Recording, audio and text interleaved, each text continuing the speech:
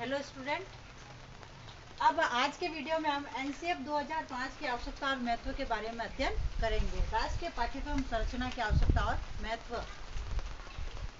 जैसे कि पाठ्यक्रम एक ऐसी संरचना है जो पूर्णतः विकासशील अवस्था में रहती है। समाज और मानवीय आकांक्षाओं में परिवर्तन का प्रत्यक्ष प्रभाव पाठ्यक्रम पर पड़ता है।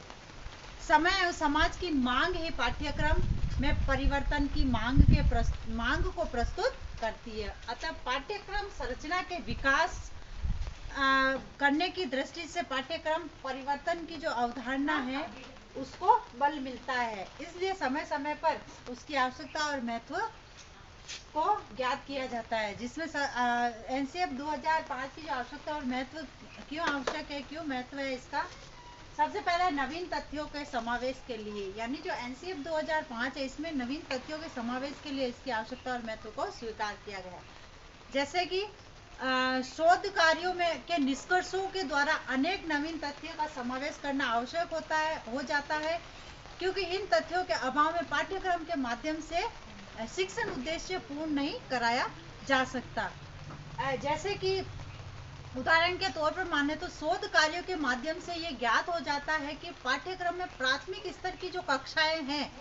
उन कक्षाओं में खेल विधि का समावेश होना चाहिए या नहीं। इस कार्य के लिए पाठ्यक्रम में खेल विधि की उपयोगिता को देखते हुए परिवर्तन अनिवार्य है, अन्यथा इसके अभाव में छात्रों का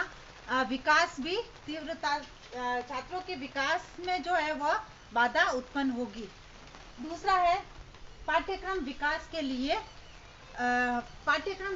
लिए इसमें जो एनसीएफ 2005 की जो संरचना है वो विकास की दृष्टि से राष्ट्रीय कार्यक्रम 2005 की संरचना को आवश्यकता थी, क्योंकि इसमें इससे 5 वर्ष पूर्व जो राष्ट्रीय कार्यकाल 2000 की जो संरचना हुई थी, इन 5 वर्षों के अंतराल में, यानी 2000 और 2005 में 5 वर्षों का अंतराल हो गया, और इस अंतराल के अंतर्गत जो पाठ्यक्रम में के विकास की जो अनेक प्रबल और संभावनाएं उत्पन्न हुई और समस्याएं उत्पन्न हुई, इसलिए पाठ्यक्रम विकास एवं निर्माण के लिए तत्कालीन एनसीईआरटी के अध्यक्ष ने यह प्रयत्न किया कि राष्ट्रीय पाठ्यक्रम के विकास के लिए इसकी संरचना की जाए तथा इसमें परिवर्तन किया जाए। फिर परिवर्तन के अनुरूप पाठ्यक्रम, यानी जो समाज और शैक्षिक जगत में होने वाले प्रत्येक परिवर्तन का प्रत्यक्ष और अप्रत्यक्ष जो संबंध है वो पाठ्यक्रम से होता है, यानी प्रत्यक्ष और अप्रत्यक्ष रूप से इसका संबंध पाठ्यक्रम से होता है। जैसे कि शैक्षिक जगत में अनेक प्रकार के परिवर्तन होते रहते हैं। अब प्राचीन काल को ले लेते हैं। प्राचीन काल की जो शिक्षा का जो मुख्य रूप से था वह आदर्शवादी शिक्षा का था और आदर्शवादी दर्शन का प्रभाव था, लेकिन धीरे धीरे परिवर्तन के आधार पर इसमें यह अनुभव किया गया कि आदर्शों के साथ साथ शिक्षा को उपयोगी, परियोजनावादी और अर्थ प्रदान भी होना चाहिए, जिससे कि इसमें इस 2005 में इस पाठ्यक्रम की आवश्यकता को स्वीकार किया गया, आवश्यकता और महत्व को स्वीकार किया गया। उसके बाद चौथा है अपना मानवीय मूल्यों का विकास। अब ये मानवीय मूल्यों के विकास के लिए, यानी वर्तमान समय में जो मानवीय मूल्य है, मूल्यों के विचार और विकास हेतु शैक्षिक पाठ्यक्रम की प्रमुख आवश्यकता और महत्वपूर्ण आवश्यकता को स्वीकारा गया, और इन मूल्यों के पतन और स्वार्थपूर्ण भावना के विकास के कारण आवश्यकता अनुभव की गई। यानी जब वर्तमान समय में ये देखा जा रहा है कि ये अपने जो नैतिक मूल्य है और मानवीय मूल्य इनका पतन हो रहा है, और इन्हीं नैतिक मूल्यों को देखते हुए इनकी आवश्यकता अनुभव की गई। पाठ्यक्रम का जो स्वरूप है इस प्रकार का निर्धारित किया जाए कि नैतिक एवं मानवीय मूल्यों का पतन को रोकते हुए छात्रों में विकास का मार्ग प्रशस्त किया जाए। यानी वर्तमान समय का जो पाठ्यक्रम है उसमें यह महसूस किया गया कि मानवीय जो मूल्य है इनका पतन नहीं होना चाहिए, तथा इसके पतन को रोकते हुए छात्रों में जो इसके विकास का मार्ग प्रशस्त करना चाहिए। उसके बाद है भाषाई समस्या का समाधान के लिए, यानी भारतीय शिक्षा में जो भाषाई समस्या है वह प्राचीन काल से ही चली आ रही है और इसके समाधान हेतु अनेक आयोगों है, समितियों है, इन्होंने अपने विचार प्रस्तुत किए और इनके द्वारा भाषा के समाधान में अनेक सुझाव और प्रस्ताव प्रस्तुत किए गए, जिसमें जैसे जो भारतीय शिक्षा आयोग जो था 1964 से 66, इसमें त्रिभाषा सूत्र का प्रस्ताव रखा गया और त्रिभाषा सूत्र रखा गया था और इसमें जो दो अपने 1964 और 66 का जो था वो भारतीय शिक्षा आयोग, इसमें त्रिभाषा सूत्र को महत्वपूर्ण स्थान दिया गया था। उसके बाद है कक्षा कक्ष शिक्षण के लिए, यानी कक्षा कक्ष शिक्षण में पाठ्यक्रम का महत्वपूर्ण स्थान होता है। पाठ्यक्रम संरचना का मूल्यांकन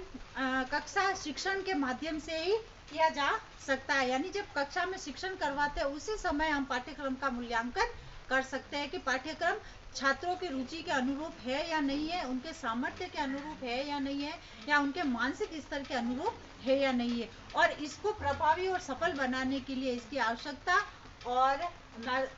आवश्यकता को स्वीकारा गया। उसके बाद है छात्रों की संतुष्टि के लिए पाठ्यक्रम, यानी छात्र की आवश्यकता और रुचि को ध्यान में रखते हुए पाठ्यक्रम का निर्माण किया जाना चाहिए कि विद्यार्थी की आवश्यकता क्या है और उनकी रुचि क्या है। फिर छात्र की रुचियां एवं इच्छाएं, छात्र की रुचि और इच्छाएं भी समय एवं परिस्थिति के अनुसार परिवर्तित होती रहती है। इन परिवर्तनों के परिणाम स्वरूप नवीन पाठ्यक्रम की आवश्यकता का अनुभव किया जाता है या नवीन पाठ्यक्रम का अनुभव किया जाता है और छात्रों की संतुष्टि को ध्यान में रखते हुए पाठ्यक्रम की आवश्यकता को स्वीकार किया गया। उसके बाद है शिक्षकों की संतुष्टि के लिए, यानी शिक्षकों की संतुष्टि के लिए इसलिए कहा गया कि शिक्षकों की संतुष्टि आवश्यकता अनुभव की जाती है कि पाठ्यक्रम निर्माण में उनका सहयोग लिया जाए, यानी जब पाठ्यक्रम का निर्माण हो तब शिक्षकों का सहयोग लिया जाए और उनके समक्ष पाठ्यक्रम की क्रियान्वयन में, यानी जब शिक्षक पाठ्यक्रम को पूर्ण करवाते हैं या कक्षा में उसका क्रियान्वयन करते हैं उस समय उनको क्या क्या बाधाएं आती है और उन समस्या कक्षा वर्ग में के समय आने वाली समस्याओं के समाधान के लिए या उनको ध्यान में रखते हुए इसका महत्व स्वीकार किया गया। उसके बाद है अभिभावक संतुष्टि के लिए, यानी अभिभावक संतुष्टि पाठ्यक्रम में संतोष एवं सुख का अनुभव करवाता है, यानी जो पाठ्यक्रम जो है वो अभिभावकों को संतोष और सुख का अनुभव करवाता है, जिसके द्वारा बालक का सर्वांगीण विकास उनकी आकांक्षा के अनुरूप होता है। क्योंकि जैसा पाठ्यक्रम होगा, अगर पाठ्यक्रम सही होगा तो अभिभावक जो है वो उस पाठ्यक्रम से संतुष्ट होंगे तथा उनकी आकांक्षा के अनुरूप जब बालक विकास करता है तो उससे वो संतुष्ट पाए जाते हैं। तो जिसके द्वारा बालक का सर्वांगीण विकास होता है और उनकी अपेक्षा के अनुरूप होता है। जिस पाठ्यक्रम निर्माण में अभिभावक के विचार और आकांक्षा स्तर पर ध्यान दिया जाता है वह पाठ्यक्रम अभिभावक के लिए संतुष्टि प्रदान करता है। उसके बाद है शोध परिणामों के लिए उपयोगी, यानी जो पाठ्यक्रम है वह शोध परिणामों के लिए उपयोगी बताया गया है। शोध कार्यों में व्यवहारिक प्रयोग को संभव बनाने के लिए एक समिति एवं संगठित पाठ्यक्रम की आवश्यकता, समन्वित और संगठित पाठ्यक्रम की आवश्यकता का अनुभव किया जा रहा था, क्योंकि 2000 के बाद शैक्षिक क्षेत्र में अनेक शोध कार्य हुए और उन शोध कार्यों को देखते हुए उनका व्यवहारिक प्रयोग पाठ्यक्रम में परिवर्तन द्वारा ही संभव था। इस आवश्यकता की पूर्ति हेतु एनसीएफ के द्वारा नवीन शोध कार्यों को समाहित करते हुए इस पाठ्यक्रम का निर्माण किया गया और इसका महत्व जाना गया। फिर है शिक्षण विधियों के विकास के लिए, यानी जो एनसीएफ का जो निर्धारण है वह शिक्षण विधियों के विकास के लिए किया गया और जिसमें सहायक सामग्री के प्रयोग है, शिक्षण में प्रयुक्त सावधानियों को ध्यान में रखकर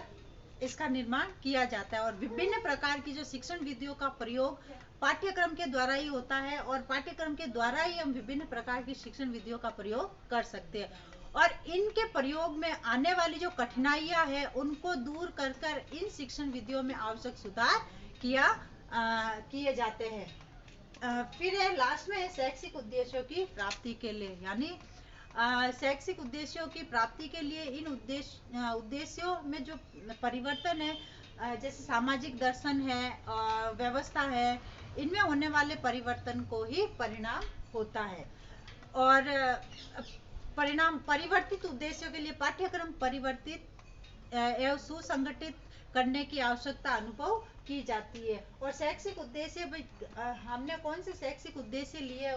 उन शैक्षिक उद्देश्यों की प्राप्ति के लिए एनसीएफ 2005 की आवश्यकता और महत्व को स्वीकार किया गया।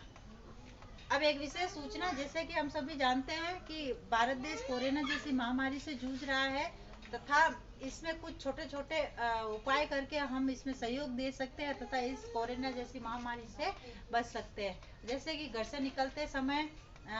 पूरे समय मुंह पे कपड़ा रखना या मास्क रखना। फिर है सोशल डिस्टेंस का ध्यान रखना, किसी भी व्यक्ति से 6 फीट की दूरी बनाए रखना। उसके बाद है हाथों को सैनिटाइज करना, हाथों को बार बार साबुन से धोना, हाथ कहीं कुंडी है, दरवाजे है, कहीं पे भी अगर लगते हैं तो इनको सैनिटाइज करना। इसी तरीके से हम छोटे छोटे उपाय करके कोरोना जैसी महामारी से लड़ सकते हैं। धन्यवाद।